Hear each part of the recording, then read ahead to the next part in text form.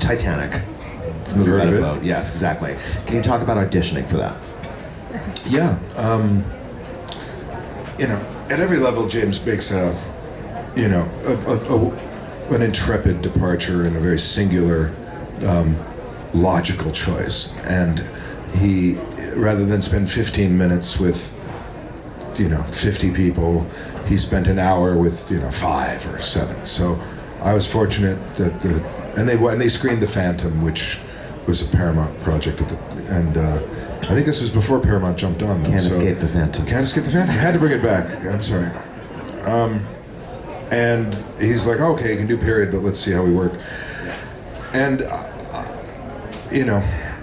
I knew that he was going to that he certainly wrote. He's going to direct, and he's producing, and he's going to edit, and I'm sure there were 5 other job descriptions that were going to be revealed, including the hand that drew Kate. That was James. Show off. Seriously, that was he drew it.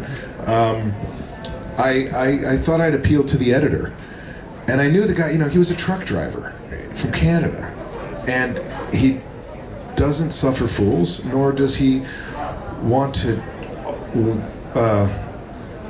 He's busy, he wants people to work. It's a military operation at its worst, a film set, and it's at its best, it's an efficient military operation, chain of command. And so I just figured I'd give him options, and I wouldn't need hand-holding. So I kept proposing variations in the audition, and he was videotaping it. He was like, great, what do you got? Sure, try that. I was like, can we do a sardonic one? Let me try. I just showed him what it was like to work with me, as opposed to like audition with me.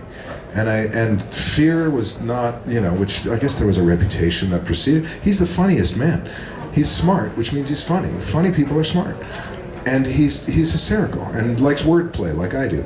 So we had a great time, he and I, in that project. We just, make each other laugh all the time.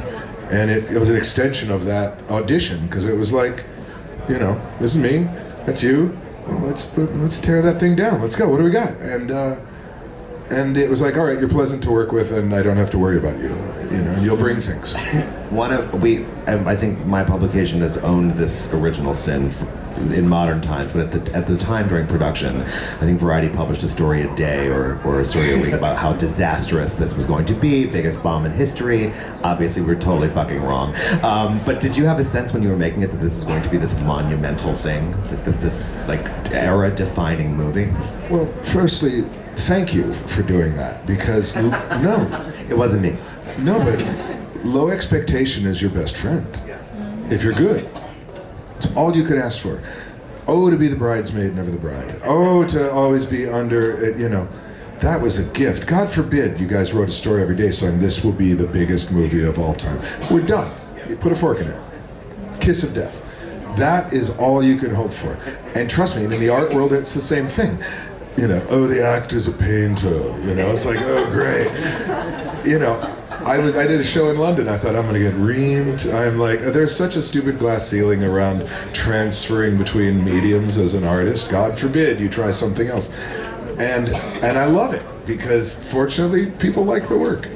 Some may not, I don't know, but the reviews were glowing, and they were not so much about me as much as a self-examination of the critic, kind of realizing that they had come in with this preconceived notion of expecting to hate or tolerate, when in fact they were charmed, and it was a very it was very flowery. So thank you and your compatriots for thinking we were going to be a disaster.